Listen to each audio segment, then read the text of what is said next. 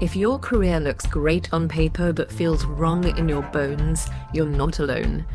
Welcome to From Corporate to Calling, your lifeline into meaningful work. I'm Alyssa Murphy, a regenerative business mentor and former startup CEO who walked away from corporate systems to create work that brings life. Each week, I share stories, reflections, and provocations to help you recognize the signs of burnout and make a career change with purpose. If work looks good but feels wrong, this is your invitation to get out of corporate and into your calling.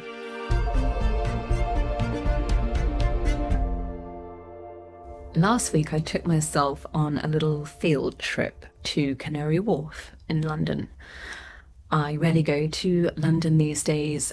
I certainly don't go to places like Canary Wharf, which, if you don't know, is the kind of business or specifically, I think, financial district in London.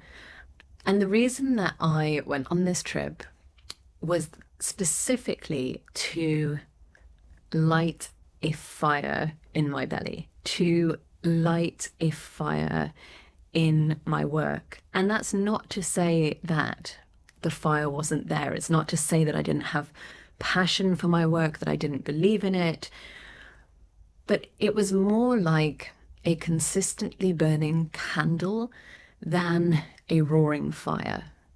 And I think that's because it took a long time for me to sort of embrace gentleness and a slower pace and a more feminine energy in my work. And that all kind of came together in this candle-like expression. And my work was previously known as regenerative work life, and I really wanted to focus on why I feel that a regenerative approach to work is so critical, so life-changing, so life-giving.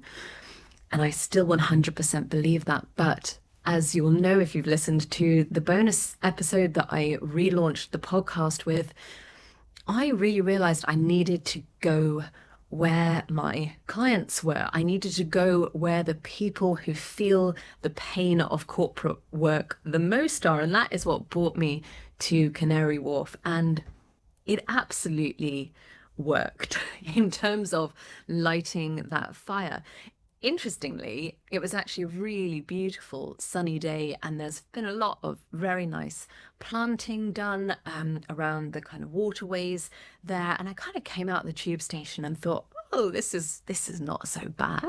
And I sat on a bench and I people watched for a while, and I thought, this isn't quite the sort of the sort of lifeless experience that I expected it to be. But then I realized I'm sat out here in the sunshine in the middle of the day, going absolutely at my own pace, no real agenda to follow. I'm not sat inside these glass buildings all around me. I'm not on the 25th floor of the Morgan Stanley building. Like, whoever is in there, they're not out here in the sunshine enjoying some food, like smiling at passers-by. You know, those are the people who are really feeling the pain. And I took myself into this little espresso bar. It's very near the station. And as I was looking out the window and looking at all these kind of financial corporations, it came to me so strongly that my fundamental belief is that we all need to quit corporate. I have known that since I started this work a little over a year ago. And now I feel emboldened to state that really strongly and clearly. And as I was sat there drinking my coffee, I got my notebook out and I wrote down about the 3 types of people who urgently need to quit corporate. And that's what I want to share with you in the podcast today. So have a listen, see if you agree with me. See if you agree with my proposition that everybody needs to quit corporate. See if you can recognize yourself in one of these people. And if you do, please consider this to be a lifeline for you. You do not need to tolerate the work situation that you found yourself in. It is not normal just because so many people are living like that. There is something better. There is an alternative. I know in my bones that we can reimagine our relationships with work. We can build businesses and careers that bring us back to life and that bring life to all those around you. Okay, so let's get into it. And I'll be honest with you, I am going to just read this to you the way I wrote it down. There's not a lot of filtering here. I'm being pretty blunt, and just kind of being honest with how strongly I feel about this. If you happen to work for Patagonia, and I'm sure there are a handful of other examples of corporations that are genuinely doing this differently, then, maybe this doesn't apply to you. But for pretty much everyone else, I'm confident that it does. Okay, let's talk about the first type. This is you if you quite literally need to quit your job in corporate. This is you if you know that your work is soulless, that you don't align with your company's values. Frankly, you're not even sure that your company has any values. And the reality is you are here for the money. And if it's not the money, it's maybe, I don't know, prestige or lifestyle or self-worth. And you're not doing that because you're greedy, but because you've got caught in the trappings of a lifestyle that demands to be fed with cash. And you've made this kind of unholy bargain. You give huge swathes of your life, we call this time, for that money to fuel that lifestyle. And oh my goodness, it feels wrong. It's soul destroying. You leave your humanity at home and you grin and bear your way through the day. And you tell yourself, because you are a good person, you are a human, a living, breathing creature, you tell yourself that you will find a way to make a difference someday. You know how capable you are. You know the kind of impact that you could have. And you tell yourself that what you're doing right now makes sense. Yes, it's a compromise, but it's responsible, it's necessary. And you ignore all the parts of yourself that are silently screaming in despair. You distract yourself from becoming ever busier, by taking on even more responsibility, by frankly not leaving any moments long enough for the doubt about what you're doing to come creeping in. Okay, let's look at the second type. This is you if actually you're not technically in corporate, but your experience of work is highly corporate. So you may have chosen a different path because, well, you thought it would be different, but it's not. This is you if maybe you work for a nonprofit whose compassion doesn't seem to extend to its workforce. Or maybe you chose a career in sustainability only to discover that sustainability is a sticking plaster. It's an excuse for business as usual. It's very often nothing more than a box ticking exercise. And you are so frustrated that this passion that you have for wanting to make a difference, the reason that you chose this kind of work in this kind of organization is just being left. It's sort of withering on the vine because your lived experience doesn't match up with the promise of what you thought you would be able to do in this work. Or maybe, like me, you work for a startup. I had my own startup. And you joined fired up about the mission, the possibility to do things differently. You joined because the culture felt great and you wanted to be a real innovator. But the deeper you dig, the more you see the influence of entrenched powers and corporate systems, until it reaches the point where you start questioning whether the startup world is actually just corporate in disguise. And then there's the third type. And this is you if you definitely don't work for corporate.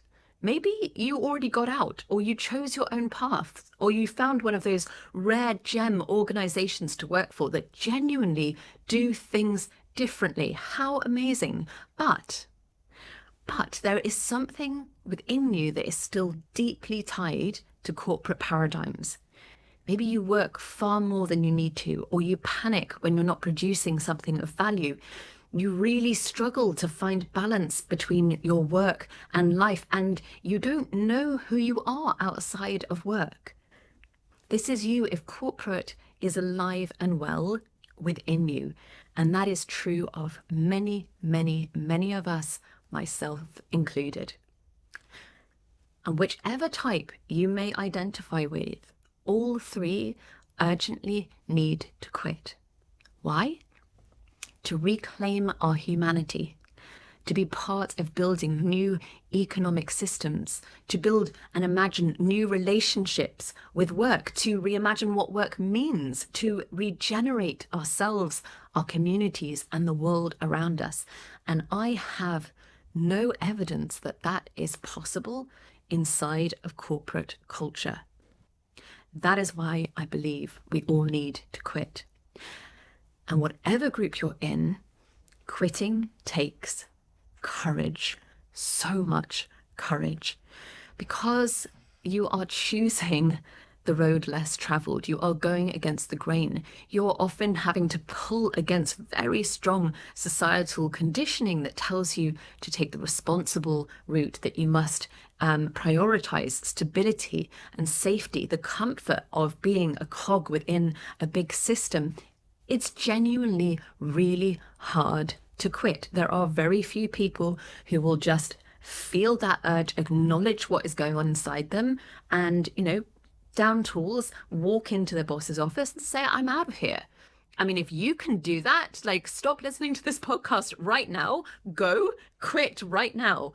But for most people, it's going to take a little bit more planning. It's going to take facing the fears that come up when you think of taking that step.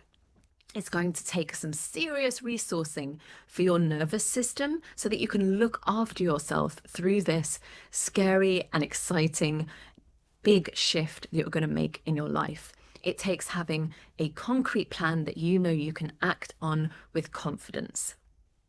That is what I offer inside of Courage to Quit. It's a 90-minute confidential session, just you and me, where we will feel the fear of quitting and plan your corporate exit anyway.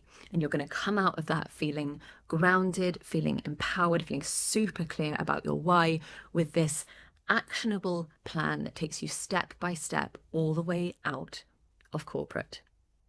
And however you move forward, please don't delay. Our inaction is not neutral. Staying inside of corporate systems harms the world, and oh my goodness, does it harm us. That is what this podcast is for. It is designed as a lifeline out of corporate or corporate systems and into meaningful work that brings us back to life. Thank you for being here, and I look forward to speaking with you again next week. If this episode of From Corporate to Calling was helpful or inspiring, follow the show so you don't miss an episode. And if you know someone who's questioning their career, send them this podcast. Lifelines are meant to be shared. Remember, you don't have to tolerate burnout or misalignment. You can redirect your skills into meaningful work that brings back life to you and to the world around you.